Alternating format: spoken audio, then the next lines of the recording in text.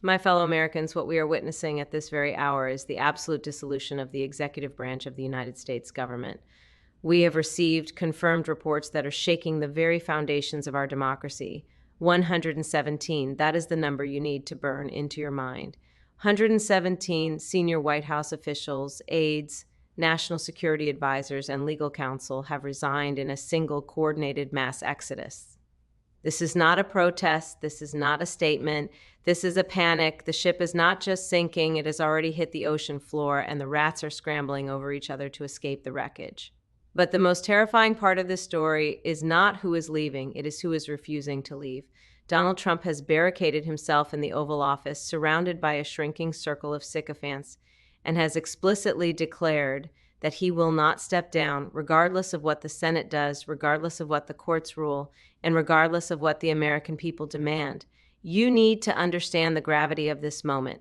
We are no longer in a political crisis. We are in a hostage situation. The hostage is the Constitution of the United States, and the captor is a man who has lost his grip on reality.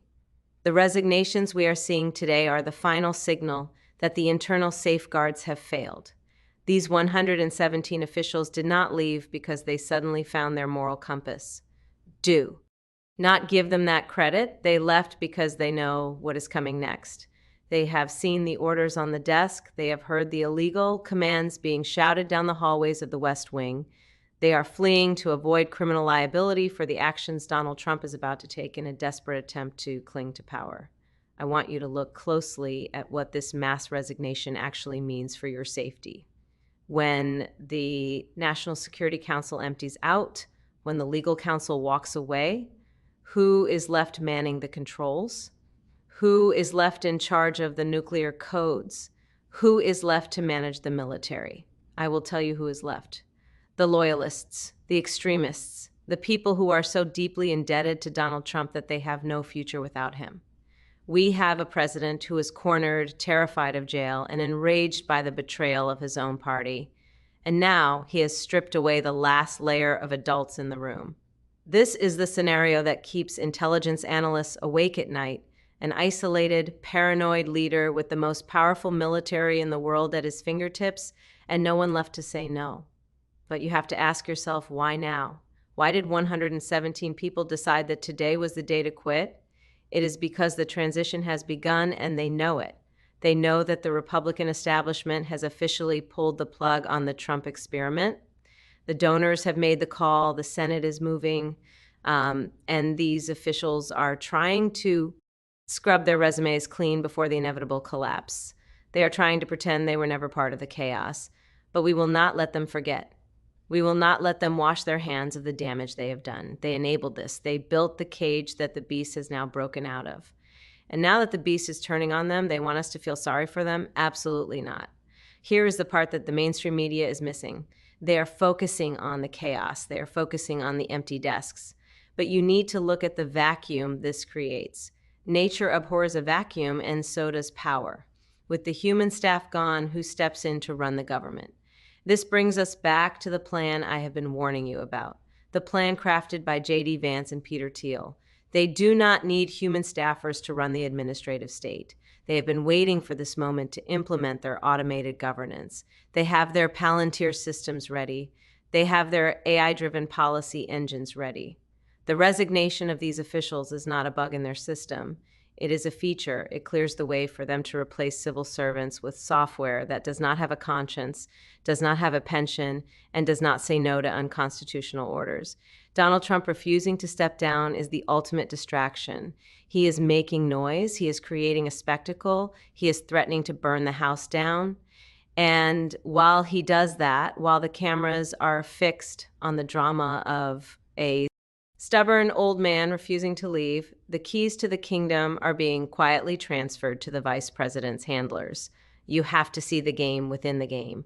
Donald Trump thinks he is fighting for his survival, but the people around him, the ones who are not resigning, are just managing his decline until they can install J.D. Vance. They want Trump to look crazy. They want him to look dangerous, because the crazier he looks, the more reasonable J.D. Vance looks by comparison. They are setting the stage for the savior narrative, where Vance steps in to restore order to a chaotic White House. But let us be clear about what Donald Trump's refusal to step down actually looks like. We are hearing reports that he is refusing to meet with legislative leaders. He is refusing to acknowledge the subpoenas. He is threatening to invoke the Insurrection Act to protect his presidency against what he calls a deep state coup.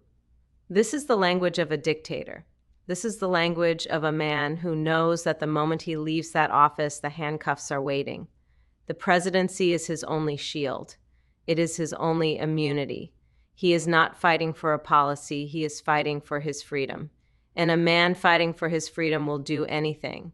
He will burn down the institutions of democracy if he thinks it will buy him one more day of protection. I need you to feel the urgency of this. This is not something happening in a distant country. This is happening at 1600 Pennsylvania Avenue. The nerve center of the free world has gone dark. The phones are ringing in empty offices.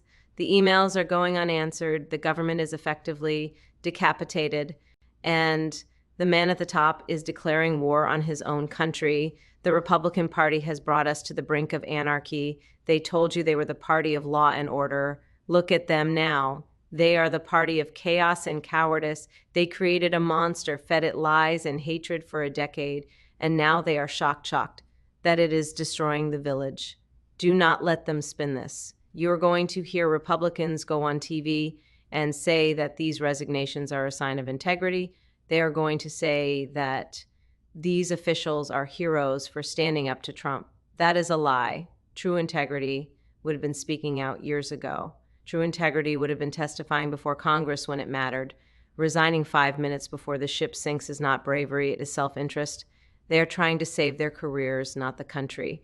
If they cared about the country, they would be invoking the 25th Amendment right now. They would be removing him from power today.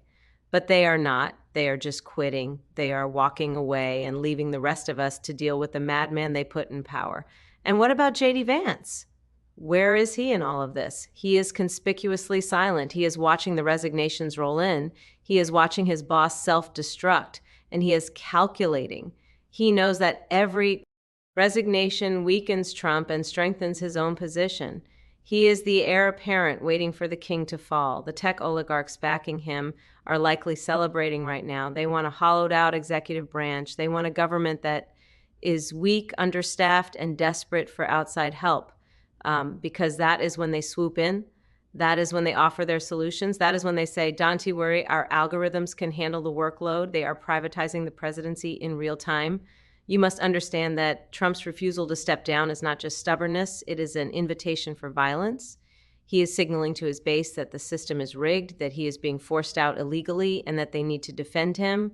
He is pouring gasoline on a country that is already a tinderbox. We have seen this movie before. We saw it on January 6th. But this time, he is inside the building. This time, he has the power of the executive order.